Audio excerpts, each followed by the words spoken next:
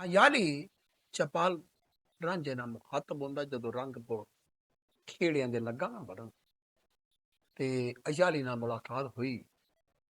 ਅਯਾਲੀ ਜਿਹੜਾ ਰਾਂਝੇ ਨਾਲ ਮੁਖਾਤਬ ਹੁੰਦਾ ਹੈ,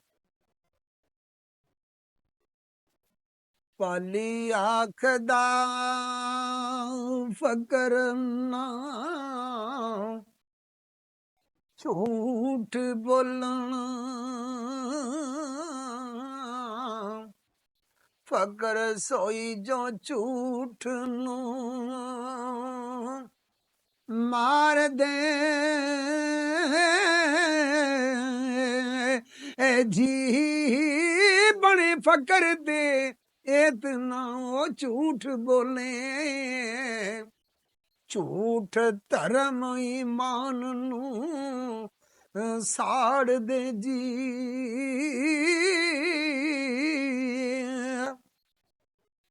ਸੱਚ ਅੱਲਾ ਦਾ ਨਾਮ ਤੇ ਫਕਰ ਦੂਜਾ,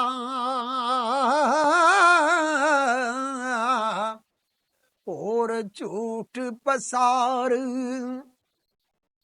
ਪਸਾਰ ਦੇ ਜੀ। ਫਿਰ ਆਖਦਾ ਨਾਥ ਜੀ ਵੇਖ ਤੈਨੂੰ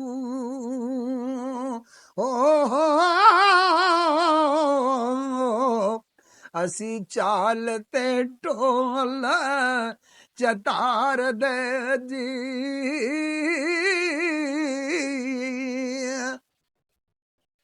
ਸਾਰੇ ਮੁਲਕ ਤੋਂ ਵੱਧ ਖਚਰੋਟ ਪਾਲੀ,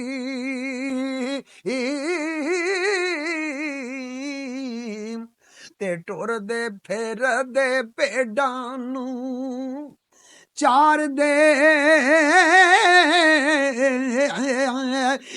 ਜੀ।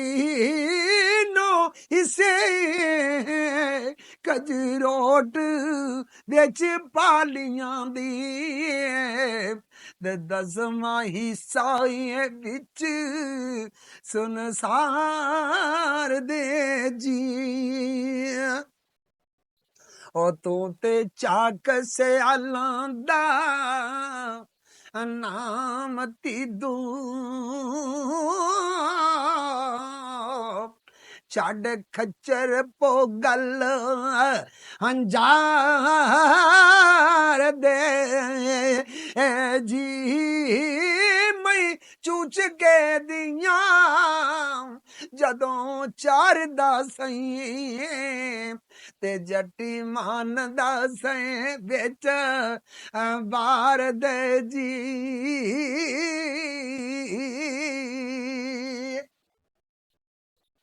ਤੇਰਾ ਮੇਣਾ ਹੀਰ ਸਿਆਲ ਤਾਈ, ਤੇ ਖਬਰ ਆਮ ਸੀ ਵਿੱਚ ਸੁਨਸਾਰ ਦੇ ਜੀ। ਨਸ ਜਾ ਇਥੋਂ ਮਾਰ ਸੱਟਣੀ ਗੇ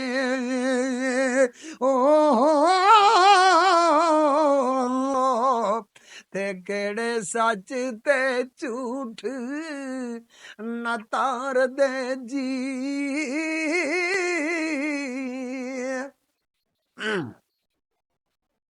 ਤੇ ਦੇਸ ਖੇੜਿਆਂ ਦੇ ਜ਼ਰਾ ਖਬਰ ਹੋਵੇ,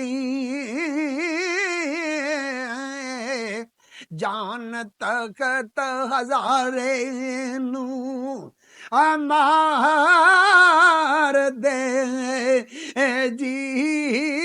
ਨਸ ਜਾ ਉਹ ਖੇੜੇ ਮਤਾ ਲਾਡ ਕਰਨੀ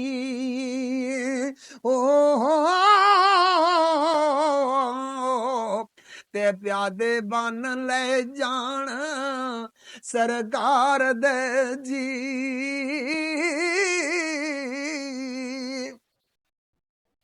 ਓ ਮੀਆਂ ਜਾਏ ਤੋਂ ਲੇਖਾ ਮੰਗਣੀ ਗਈ,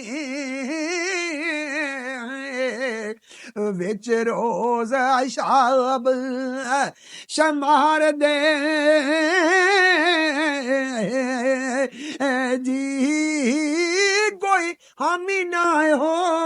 नफसी ओ मूल तेरा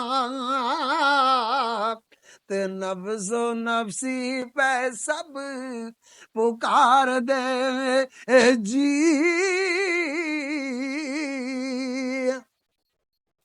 ओ मार चूर कर सटणगे हड गोडी मलक गोर अजाब कहार दे जी आखे लग मेरे ओ मुड़ जाए तू ते केड़े घोड़ियां ते चढ़ ताड़ दे जी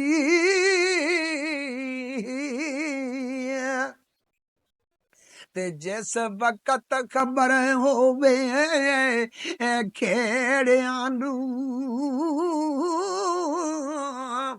उसे वक्त तेरी जान मार दे जी बारिश शाह जो गोर बेच ओए हड कड़कन ओ ते गुरजा नाल आसी गुनाह अंगार दे जी